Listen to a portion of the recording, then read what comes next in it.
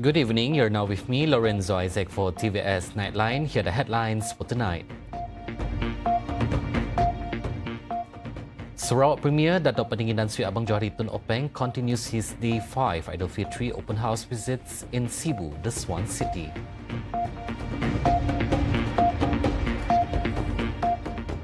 Meanwhile, Malaysia is set to officially declare its position regarding the US imposition of a 24% retaliatory tariff on exports from the country.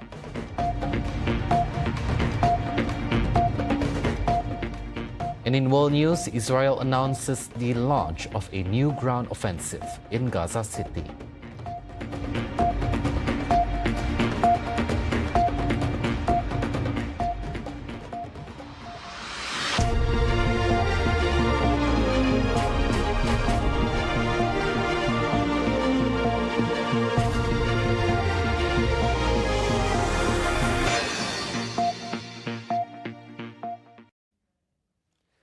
Cebu, also known as Swan City, was the destination of the Aidilfitri open house visits by the Premier Sarawak, Datuk Pendingin Dan Sri Abang Johari Tun Openg, on the 5th day of Shawwal. Abang Johari, accompanied by Utility and Telecommunication Minister Datuk Sri Julaihi Narawi, visited several residents of local leaders in the area throughout the morning and afternoon. His first visit in the morning was to the open house of Sarawak's Deputy Minister of Education, Innovation and Talent Development, Datuk Dr. Anwar Rapai. The event was attended by local leaders from various ethnic backgrounds within the Nangka State constituency. In the afternoon, he visited the Aidilfitri open house of former Igan MP, Datuk Sri Abdul Wahab Dollah, at number 2 Lorong 4. He took the chance to warmly connect with members of the local community, adding to the joyful and festive spirit of the celebration.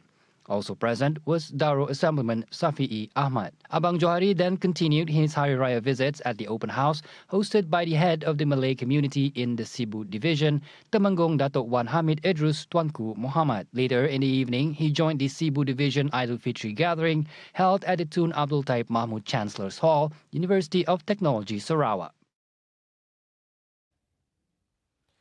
Efforts to restore and breathe new life into Kuching's historical landmarks have become a key focus for the Kuching South City Council and BKS. Its mayor, Datuk Wee Hong Seng, emphasized the importance of instilling awareness in younger generations about the true meaning of sacrifice and commitment shown by past generations as symbolized through these heritage sites. Speaking at the World War II Volunteers commemorative event earlier today, Dato' Wee said that the state's history, especially from the World War II era, must be preserved not just for tourism purposes, but also as a valuable educational legacy for the community, particularly the younger generation. Padungan and Batu Lintang are key locations in this initiative, as both areas hold significant historical value, ranging from shophouses nearly a century old to Japanese prisoner of war camps. To that end, the World War II Memorial in Padungan and the site of the Japanese Army's official surrender in Pending will be given a new lease on life. According to Wee, the project design plans are now in the final stages and will be implemented as soon as approval is secured, with completion targeted before the end of this year. Developers and contractors are urged to carefully assess all factors, especially site safety, before starting any construction project to prevent accidents that could endanger lives and properties. According to TVS, Senior Lecturer at Unimas Faculty of Engineering, Dr. Rosmina Ahmad Bustami, emphasized that development should steer clear of high-risk zones, including areas near gas pipelines. Oleh itu, pemaju serta kontraktor perlu mengambil kira semua aspek keselamatan berdekatan saluran pipe gas.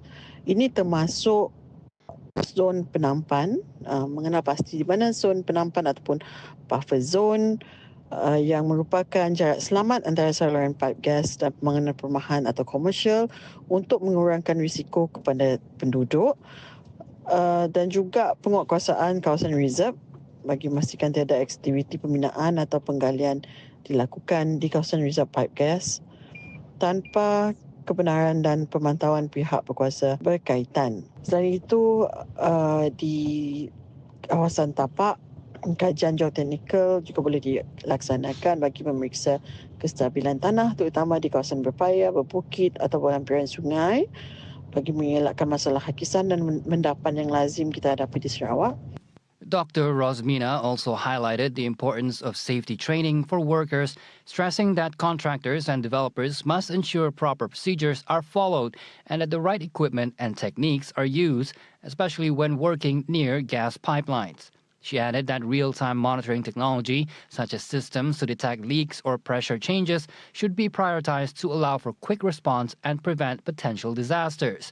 In the context of Sarawak, she said that the recent incident in Puchong should serve as a wake-up call for all stakeholders to tighten safety protocols within the industry. Dengan adanya Sarawak Gas Roadmap yang akan memperluas penggunaan gas domestik di Sarawak, saya yakin protokol keselamatan industri dan pematuhan ketat terhadap piawaian keselamatan sedia ada akan diutamakan bagi menjamin keselamatan masyarakat dan infrastruktur. Insiden di Puchong adalah insiden yang jarang sekali berlaku tetapi merupakan pengajaran yang mahal dan berharga kepada pihak yang terlibat serta masyarakat Malaysia secara amnya. Meanwhile, a lecturer from the Faculty of Engineering Computer Science at Swinburne University of Technology, Sarawak, Dr. Muhammad Rafiq Mirza Julaihi, said that in general, construction projects in Sarawak do comply with standards set by the authorities based on documentation submitted before, during, and after each project.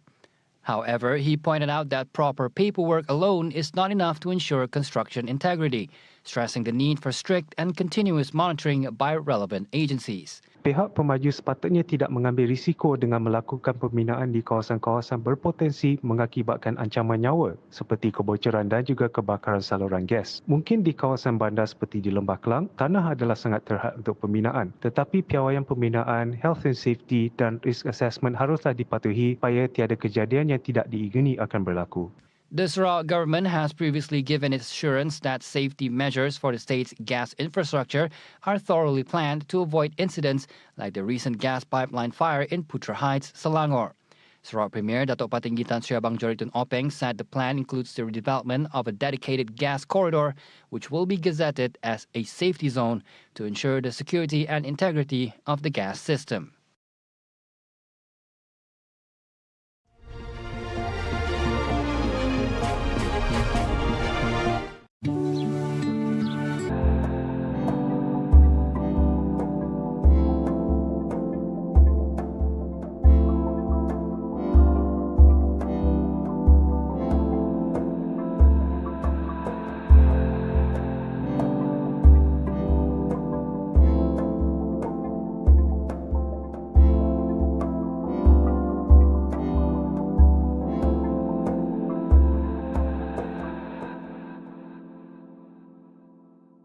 The culinary heritage of unity, encompassing Malay, Indian, Chinese, Kadazan Dusun, and Iban traditions, has captivated the admiration of the international community. Malaysian cuisine symbolizes unity in diversity.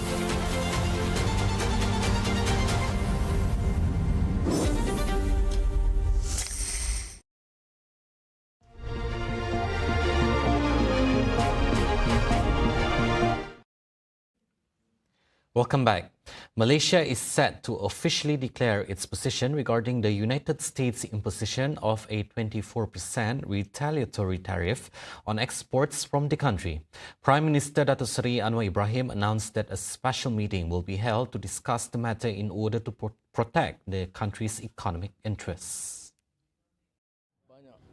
Ekspornya ke Amerika Syarikat sekitar 60-65% daripada ekspor semikonduktor kita ke Amerika Syarikat dan sekitar 26% daripada keperluan Amerika itu dari Malaysia. Jadi kita harus teliti semua aspek ini dan insya-Allah kita akan umumkan petang nanti. Terima kasih.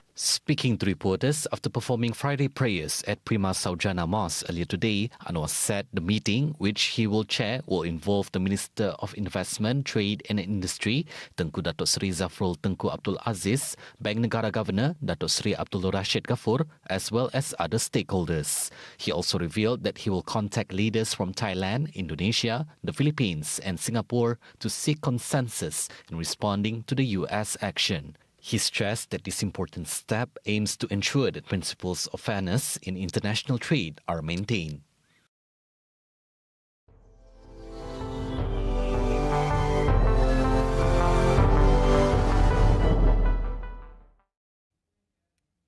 On to world news. Israel today announced the launch of a new ground offensive in Gaza City. Since the collapse of a short-lived truce with Hamas, Israel has pushed to seize territory in Gaza in what it has called a strategy to force the militants to free hostages still in captivity.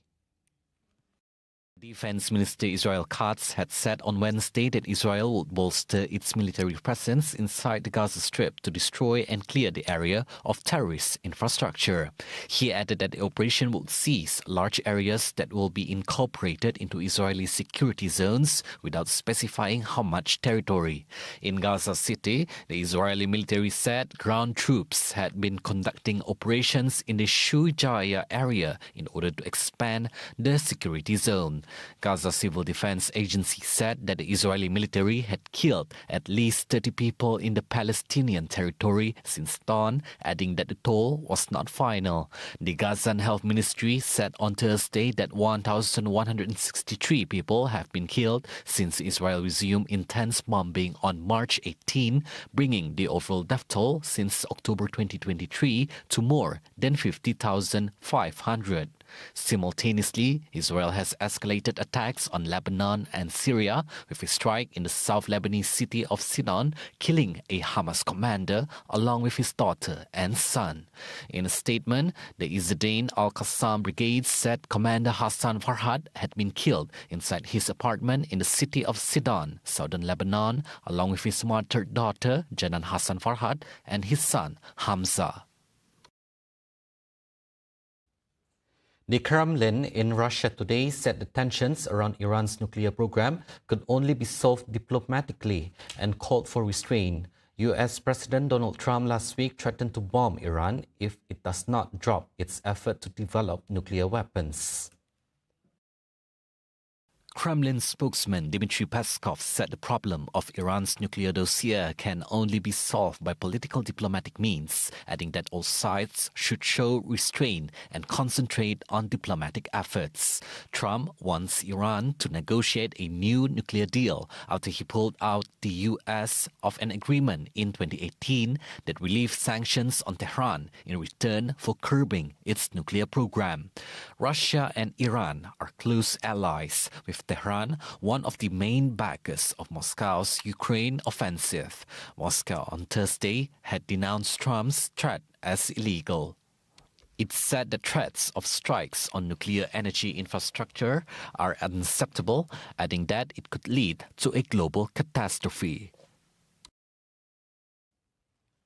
Those were the updates on TVS Nightline. I'm Lorenzo Isaac. Thank you for watching and have a good night.